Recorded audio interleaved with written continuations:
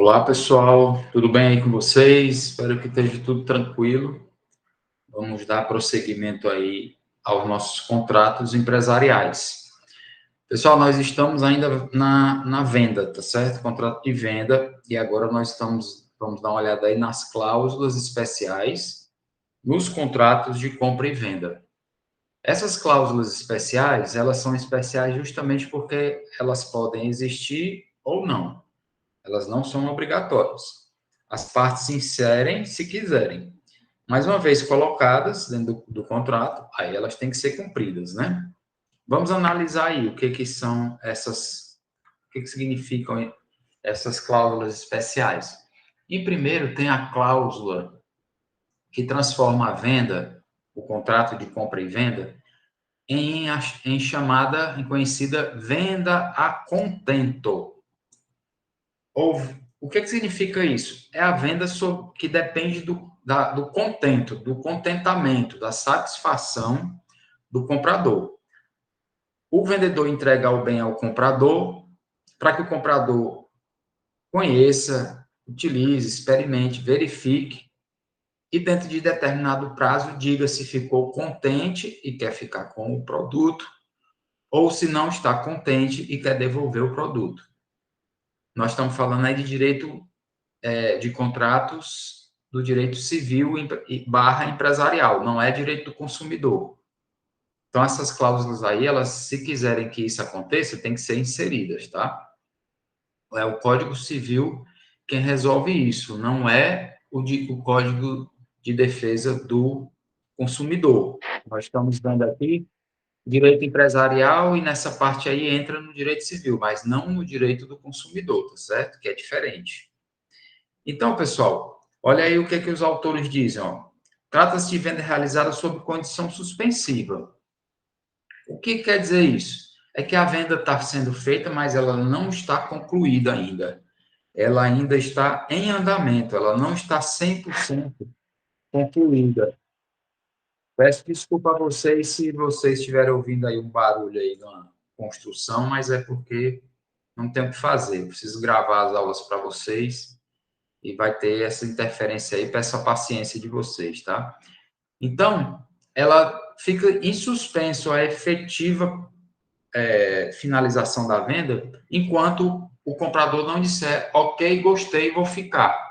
Enquanto ele não fizer isso dentro de determinado prazo, a venda pode ser desfeita, por isso ela fica em modo de suspensão, aguardando a avaliação do comprador, para dizer se quer ficar ou não. Então, é uma condição suspensiva relacionada ao agrado do comprador, tá certo? Então, a venda só vai estar 100% aperfeiçoada e finalizada quando o comprador disser, dentro do prazo estipulado, que ele quer realmente ficar com o bem. Aí ele vai pagar o valor, conforme combinado, e a venda está finalizada, tá certo? Artigo 509 do Código Civil. A venda feita a contento do comprador, ó, vai depender do contentamento do comprador, da satisfação. Entende-se realizada sob condição suspensiva, ainda que a coisa lhe tenha sido entregue. Então, se mesmo tendo entregue a coisa, ainda vai depender da resposta positiva do comprador. E não se reputará perfeita enquanto o comprador ou adquirente não manifestar o seu agrado. Isso é a tal da venda a contento. Essa cláusula não é obrigatória, colocam lá dentro do contrato de compra e venda se quiserem, tá certo? Enquanto o comprador recebe o bem para analisar se quer efetivamente ficar ou não, a lei diz que ele, quando está na posse desse bem, ele ainda não é o proprietário. Ele pode, então, apenas utilizar, experimentar, estudar, avaliar, mas ele não é o dono, ele é o quê? Então, mero comodatário. O que é comodatário? É a pessoa que está utilizando um outro contrato do direito civil que se chama comodato. Comodato é o empréstimo de uso, é o empréstimo. Empréstimo para o direito civil chama-se comodato, quando você empresta um bem a alguém e depois vai receber o mesmo bem de volta, certo? Então, enquanto o comprador não manifestar que vai ficar efetivamente com a mercadoria, ele é apenas um usuário, está apenas emprestado. Ele pode devolver sem pagar nada, certo? Supondo, logicamente, que o bem esteja no mesmo estado, na mesma condição, e não tenha sido avariado, não tenha sido excessivamente usado, alguma coisa desse tipo, né? Porque é apenas um empréstimo. Temos que lembrar disso aí, enquanto ele não for dado positivo e não for pago o valor. Em ambos os casos, as obrigações do comprador que recebeu o bem sob condição suspensiva, a coisa comprada, são as de mero comodatário enquanto não manifestar aceitá-la. É o que eu falei já, tá? O comprador deve manifestar o seu agrado ou desagrado em determinado prazo. Porque não pode ficar infinitamente lá na mão do comprador para ele resolver se ele quer ou não, de verdade, ficar com o bem. Tem que ter um prazo. Esse prazo é estipulado em contrato. Vamos supor, 10 dias, 15 dias, 20, um mês. Coloca-se lá, tá? E se não existir essa estipulação do prazo? Esqueceram de botar um prazo para o comprador se manifestar? Aí olha o que o artigo 512 do Código Civil diz.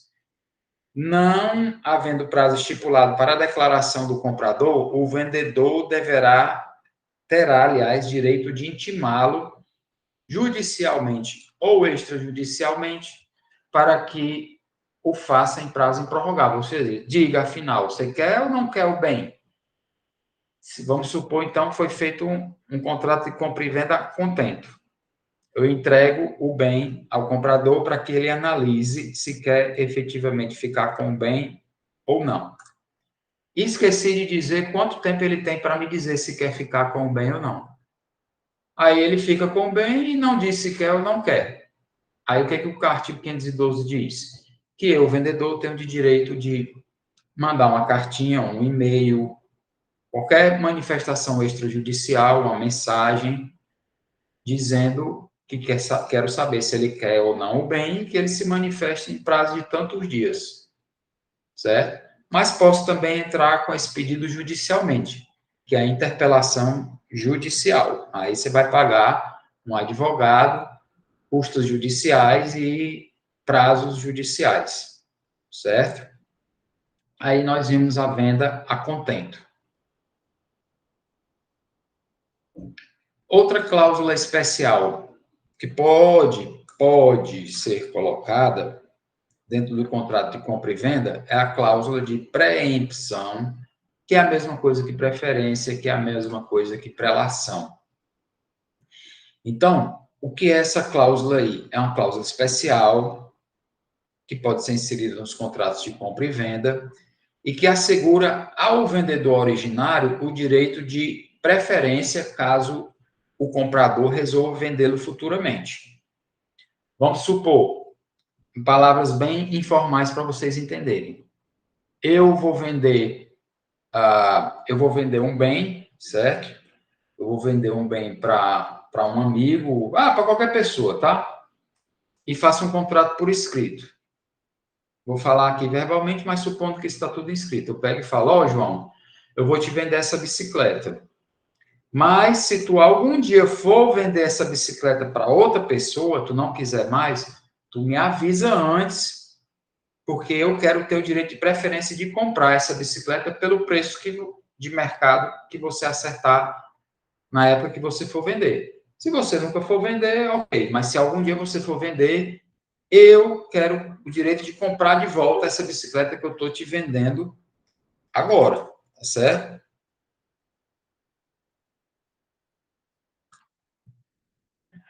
Então, esse aí é o direito de preferência ou de prelação ou de preempção. Olha aí, ó, assegura ao vendedor originário o chamado direito de prelação ou preferência. Sempre que a pessoa que comprou o bem quiser vender ou dar em pagamento, quer dar para cobrir uma dívida, né? O bem que é adquirido do vendedor tem que primeiramente oferecê-lo ao antigo dono para saber se ele quer comprar. Se ele quiser comprar, ele vai comprar pelo preço normal que ele seria vendido a um terceiro. Tá certo? A preempção ou preferência impõe ao comprador a obrigação de oferecer ao vendedor a coisa que aquele vai vender ou dar em pagamento para que este use seu direito de prelação ou preferência na compra, tanto por tanto. O que quer dizer tanto por tanto? Quer dizer o preço normal que seria vendido, nem mais nem menos, tanto por tanto. Eu venderia ao fulano por tanto, mas eu estou te dando o direito de preferência ou prelação pelo mesmo tanto, é tanto por tanto. Não tem a mais nem a menos para exercer o direito de preferência na hora da venda para o antigo comprador, para o antigo vendedor, né? Antigo proprietário. Existe um prazo, pessoal, para exercício do direito de preferência ou prelação. Esse prazo não pode passar de 180 dias ou 6 meses se o bem for móvel, ou de 2 anos se o bem for imóvel. Portanto, como vocês estão vendo, o direito de preferência, prelação ou preempção pode recair sobre bens móveis ou sobre bens imóveis, tá certo? Então, é o prazo máximo 180 dias ou 2 anos, seja móvel ou imóvel. A partir de quando que conta esse prazo? A partir do aviso da intenção de venda. Aí, se o máximo é 180 dias para o bem imóvel, o máximo pode ser menos? Claro, pode ser menos. Quem é que vai estipular? Aí as partes, a pessoa que atualmente quer vender, vai dar o direito de preferência ao antigo dono para exercer esse direito de preferência em tantos dias, sendo o máximo 180. Ou em tantos meses ou dias, o máximo sendo 2 anos, se o bem for imóvel. É o máximo. Se não for exercido dentro do que foi estipulado pelo atual proprietário, então significa dizer que o antigo proprietário abriu mão de comprar de volta esse bem, então o atual proprietário vende para qualquer pessoa, tá certo? E se não tiver sido estipulado dentro do contrato de prelação um prazo, esqueceram de estipular. Aí a lei diz que se não for estipulado, o prazo máximo a partir do aviso de venda, da intenção de venda, é de 3 dias para o bem móvel e de 60 dias para o bem imóvel. Se não for exercido o direito de recompra pelo antigo dono, preferência, né? Aí o atual dono vende para quem quiser e o antigo dono abriu mão do seu direito de preferência, tá certo? E se o antigo dono souber que o dono atual está vendendo e ele souber por qualquer outro meio, ele não foi avisado pelo próprio dono, mas alguém fofoqueiro chegou lá, fulano lá vai vender aquela casa lá. Tu não ia comprar ela de volta? Não tinha preferência de comprar ela de volta? Pois ele está vendendo e não te avisou, não. Estou só dando toque aqui. Aí o detentor do direito de preferências, descobrindo que o atual dono quer vender e não o avisou, pode intimá-lo para que ele, dizendo que, olha, estou sabendo que você está vendendo e não esqueça que se você for vender, eu tenho o direito de preferência, então me avise porque eu quero comprar o bem de volta, tá certo? E se o vendedor originário exercer a preferência, então recairá sobre ele a obrigação legal de pegar o mesmo preço. É o tanto por tanto que eu expliquei antes para vocês. Esse parágrafo seguido aqui já foi explicado, tá? E aí tem esse outro aqui que é interessante. Ó. Se a cláusula de preempção não for respeitada e o atual proprietário vender esse bem sem avisar o antigo proprietário para que ele exerça ou não o direito de recompra, então ele vendeu sem avisar o antigo proprietário. Aí o antigo proprietário descobriu, pode pedir judicialmente, entrar com ação para requerer danos, perdas e danos por aquela venda que não foi lhe dado o direito de preferência e que ele gostaria de ter comprado, tá certo? Então, ele vai responder por esse prejuízo aí que ele tenha causado ao antigo proprietário. E se o comprador atual agiu de má fé, ou seja, comprou, mesmo sabendo que o atual proprietário não deu a preferência ao antigo proprietário, aí o comprador atual poderá responder junto com o proprietário atual por perdas e danos que tenha causado ao que tinha direito de preferência e não foi lhe dado esse direito, certo? E aí, pessoal, é interessante isso aqui, ó, do artigo 520, que esse direito de preferência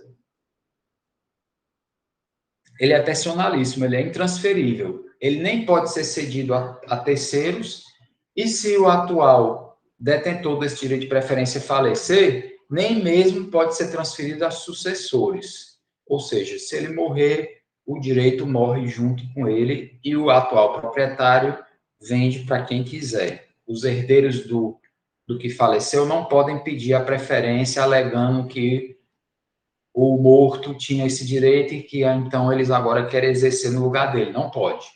Morreu, acabou-se o direito de preferência. Certo? Ah, professor, isso aí é muito complicado, eu não entendi não sei o quê. Pessoal, aqui é uma explicação mínima. Você não entendeu, você relê a apostila, você procura novas fontes na internet, por livros ou por artigos ou videoaulas, certo? Aí fica com vocês. Vamos aqui para a venda com reserva de domínio. Vamos ver aqui a conhecida venda com reserva de domínio. O que é isso aí, pessoal? Também é uma cláusula especial, ó, da compra e venda. Então, ela não é obrigatória. As partes inseriram porque quiseram, e se inseriram, tem que respeitar. Ela assegura ao vendedor a reserva de domínio. O que é essa reserva de domínio, pessoal? A reserva de domínio quer dizer que o vendedor continua sendo o proprietário da coisa vendida, ó, assegura a reserva de domínio. O que é domínio? É propriedade. Assegura ao vendedor a reserva de domínio sobre a coisa vendida, até que o comprador pague integralmente o preço ajustado. Então, nesse caso aqui, a gente está vendo que não se trata de uma compra e venda à vista, né? Vai haver algum tipo de parcelamento, algum tipo de prazo. Então, na prática, o que acontece? O vendedor vende o bem em parcelas, parcelado ao comprador. O comprador poderá receber o bem, a posse do bem, mas a transferência da propriedade só vai ocorrer quando houver a quitação da última parcela. Enquanto não houver essa quitação, o comprador fica na posse do bem, pode utilizá-lo, mas não é dele. É ainda do vendedor que fica, então, com reserva para si do domínio, ou seja, da propriedade. E ele só vai transferir efetivamente a propriedade quando for quitada a última parcela, certo? Enquanto não terminar, olha aí, ó, enquanto não terminar de pagar o preço, o comprador não tem a propriedade do bem, que continua sendo do vendedor, certo? O comprador, mesmo antes de quitar a dívida, fica na posse do bem, ou seja, já tem o bem na sua mão. E poderá utilizar esse bem. Entretanto, fica respondendo pelos riscos que aquela utilização acarretar ao bem. Desgaste, uso, perda, quebra, roubo, acidente, o que for. A responsabilidade é daquela pessoa que está com o bem, embora não seja ainda o proprietário, porque ele é só posseiro, ele tem só a posse do bem. Se acontecer alguma coisa, ele tem que responder pelo acontecido com o bem, já que ele ainda não é o dono, né? Aí, segundo o artigo 524 do Código Civil, ó, a transferência da propriedade ao comprador dá-se no momento em que o preço esteja integralmente pago. Enquanto não tiver integralmente pago, ó, todavia, pelos riscos da coisa, responde o comprador a partir do momento em que eu entreguei o bem a ele. Olha, estou te entregando o bem, você vai pagar em parcelas, já te entrego logo o bem, mas só vou te dar a transferência da propriedade para o seu nome quando você quitar a última parcela. E como eu já te entreguei o bem, se acontecer alguma coisa com esse bem enquanto você não quitou a última parcela, você é quem responde. Já está com você o bem, então a responsabilidade é sua, tá? É isso o que o artigo 524 diz. E o 521 diz que esse contrato com reserva de domínio, contrato de compra e venda com reserva de domínio, desculpem, desceu no lugar errado. Tenho que beber água e às vezes causa isso. Não se aplica a bens imóveis, desculpe, pessoal. Portanto, só se aplica a bens móveis. Ah, professor, e se eu quiser fazer uma coisa parecida com isso aí, com bens móveis, imóveis, aliás, tem como fazer? Tem. Tem a alienação fiduciária, alienação do bem, alienação fiduciária do bem. É um outro contrato que existe do direito civil que nós não estamos entrando aí, porque os autores não consideram que é um clássico do direito empresarial. Ele é mais entre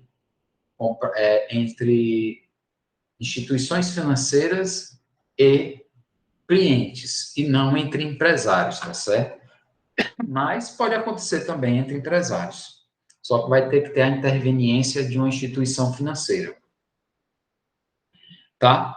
Então, artigo 521 do Código Civil.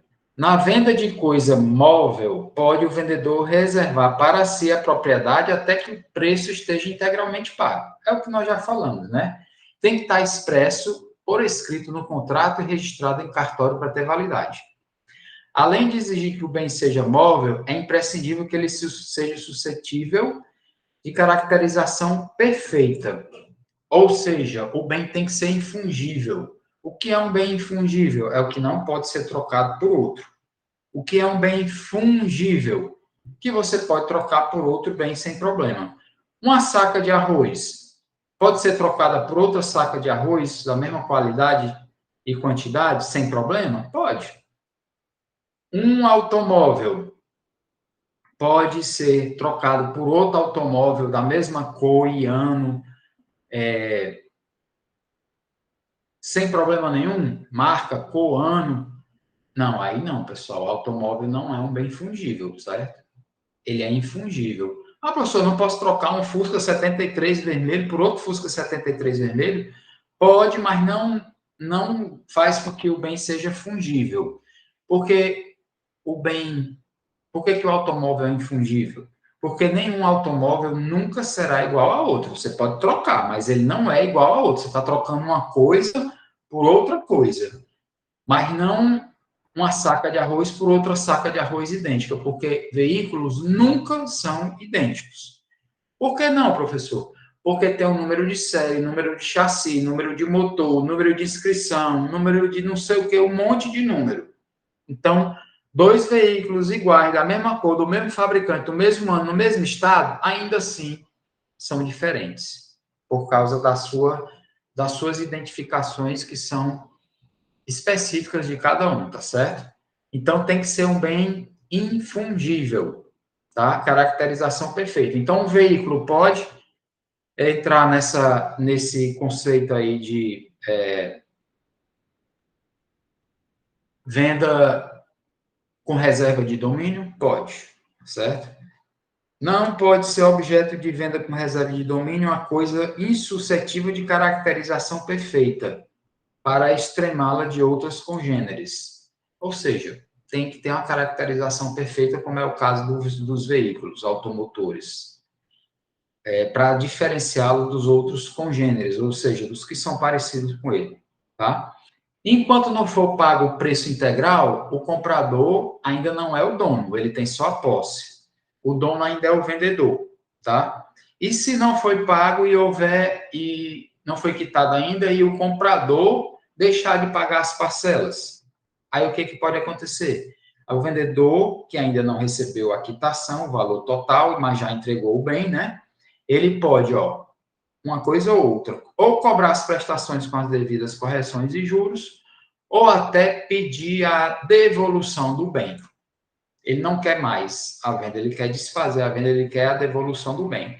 Logicamente, se ele quiser a devolução do bem, vai ter que ter aí uma compensação do que já tiver sido pago, né? Olha aqui, para tomar o bem de volta, toda a vida, recuperando a sua posse, deverá o vendedor constituir o comprador em mora, ou seja, avisar ele que ele está em atraso e que ele quer o bem de volta, o que pode ser feito por meio de protesto de título, que é em cartório, não é no Poder Judiciário, ou mediante interpelação judicial, que aí já é apelando para uma ordem judicial, tá certo? Caso o vendedor, então, execute essa cláusula de reserva de domínio, pedindo o bem de volta, recuperando a posse, ele vai ter que devolver ao comprador os valores já pagos, né? Porque senão também seria injusto pedir o bem de volta e não devolver nada ao comprador se ele já tiver pago a metade, ou 70%, por exemplo. Tem que devolver esses 70%. Aí vai ter que fazer um batimento de contas, porque tem que descontar aí também, na forma da lei processual, algum desgaste ou uso ou prejuízo que tenha havido com o bem no período em que ficou na posse daquele que ia comprar, mas não quitou e terminou tendo que devolver o bem por inadimplemento das prestações e, portanto, da quitação. Certo? Então, pode entrar, inclusive, aí uma depreciação no meio. Última cláusula especial no contrato de venda, pessoal, é a retrovenda. Vamos olhar aqui o que é a tal da retrovenda. A retrovenda é uma cláusula especial que assegura ao vendedor, nos termos do contrato de compra e venda de bem imóvel. Retrovenda não cabe para bem imóvel, só para bem imóvel. O direito de recomprar o bem vendido no prazo máximo de 3 anos após a venda. Pessoal, aqui não é o direito de preferência, porque o direito de preferência, que é aquele que nós já vimos, ou prelação ou preempção, ele só pode ser exercido se o atual proprietário quiser vender. Se ele não quiser vender, não vai ter preferência para ninguém. Agora, aqui na retrovenda, não. A pessoa vende o bem para outra, um bem imóvel, e colocou dentro do contrato de compra e venda a cláusula de retrovenda, dizendo que vai comprar aquele bem de volta de quem está adquirindo agora no prazo de tantos anos, no máximo 3, depois da venda. Aí, se o vendedor atual quiser comprar de volta, o comprador vai ter que vender de volta. Não é uma possibilidade, assim, não é uma mera preferência. Se o antigo proprietário quiser comprar de volta do que comprou, do adquirente, o adquirente vai ter que vender.